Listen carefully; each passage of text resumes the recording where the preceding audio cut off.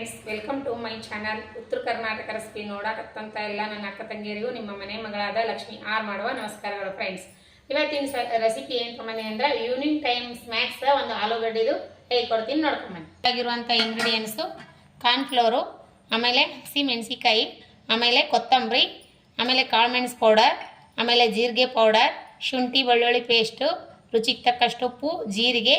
First ಬೇಕಾಗಿರೋದು ಆಲೂಗಡ್ಡಿನ ಕ್ಲೀನಾಗಿ ತೊಳ್ಕೊಂಡು ಈ ರೀತಿ ಸಪ್ಪಿ ಬಿಚ್ಚಿ ಇಟ್ಕೊಂಡಿನಿ. ಇವಾಗ ಏನು ಮಾಡೋಣ ಅಂದರೆ ಇದನ್ನು ಚೆನ್ನಾಗಿ ತುರ್ಕೊಳ್ಳೋಣ. ಇವಾಗ ತುರಿದು ತಗೋಣ.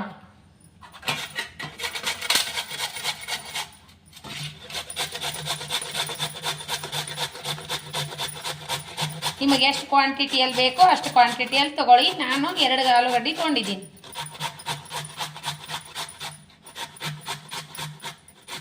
ತುರಿದ್ಬಿಟ್ಟು ನೀರಲ್ಲಿ ಹಾಕಿ ಕ್ಲೀನಾಗಿ ತೊಳ್ಕೊಳ್ಳೋಣ. ಈಗ ನೀರಲ್ಲಿ ಹಾಕೋಣ. ಹಾಗೆ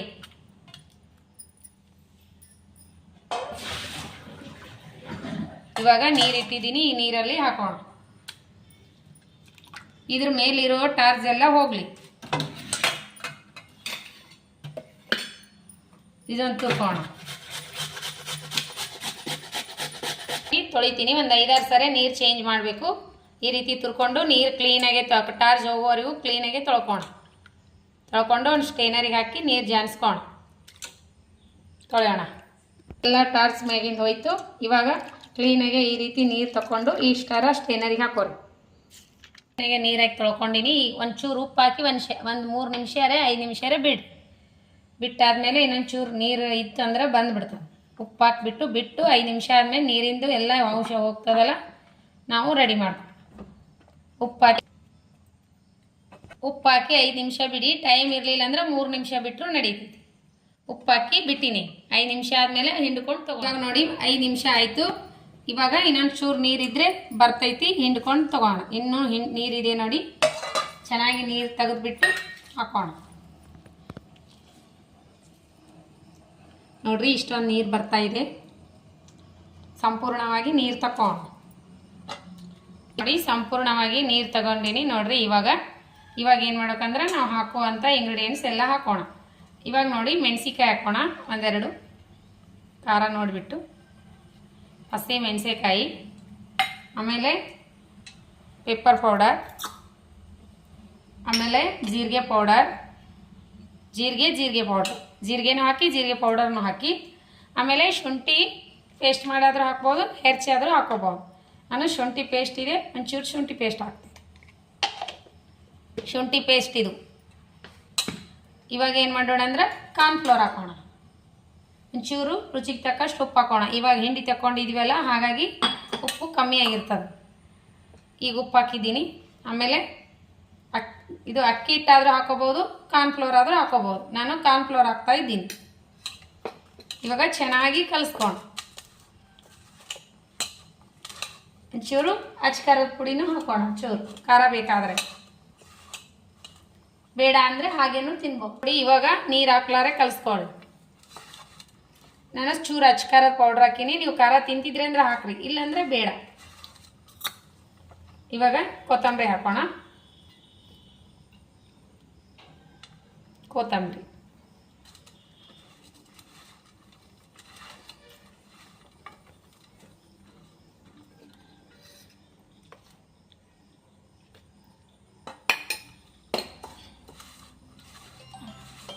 ನೋಡಿ, ಈ ರೀತಿ ಆಯಿತು. ಇವಾಗ ನಾವು ವಡೆ ಥರ ತಟ್ಕೊಂಡು ಶಾಲು ಫ್ರೈ ಮಾಡೋಣ. ಡೀಪ್ ಫ್ರೈ ಆದರೂ ಮಾಡ್ಬೋದು, ಶಾಲು ಫ್ರೈ ಆದರೂ ಮಾಡ್ಬೋದು. ಇಷ್ಟಿಷ್ಟು ತಗೊಳ್ಳಿ.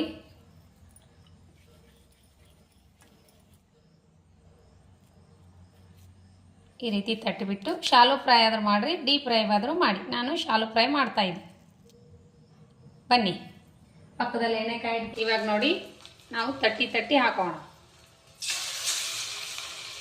ಮೀಡಿಯಮ್ ಸೈಜ್ ಮೇಲೆ ಎಣ್ಣೆ ಕಾಸಿ ಲೋ ಫ್ಲೇಮ್ನಲ್ಲಿಟ್ಟು ಫ್ರೈ ಮಾಡ್ಕೊ.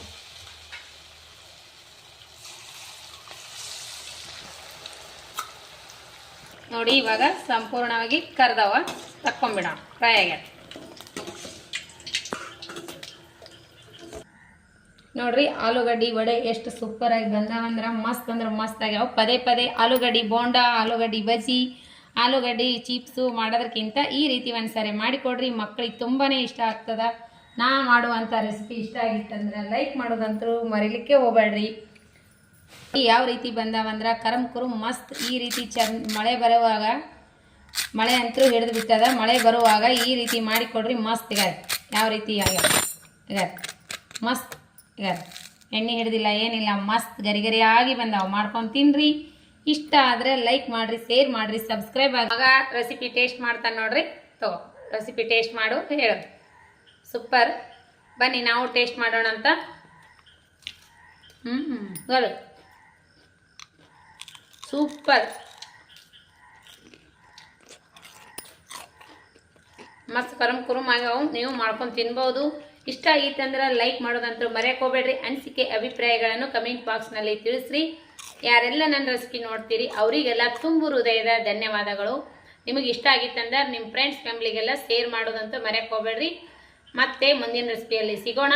ಈ ರೀತಿ ಜಿಟಿ ಮಳೆ ಬರುವಾಗ ಈಗ ಮಾಡ್ಕೊಂಡು ತಿನ್ನಿರಿ. ನಿಮಗೆ ಇಷ್ಟ ಆಗಿತ್ತಂದ್ರೆ ಲೈಕ್ ಮಾಡಿರಿ, ಶೇರ್ ಮಾಡಿರಿ, ಸಬ್ಸ್ಕ್ರೈಬ್ ಆಗಿರಿ. ಇನ್ನೂ ಯಾರೆಲ್ಲ ಸಬ್ಸ್ಕ್ರೈಬ್ ಆಗಿಲ್ಲ ಅವರೆಲ್ಲ ಪಕ್ಕದಲ್ಲಿರೋ ಬೆಲ್ ಬಟನ್ ಪ್ರೆಸ್ ಮಾಡಿರಿ. ನೀವು ಸಬ್ಸ್ಕ್ರೈಬ್ ಆಗ್ತೀರಿ.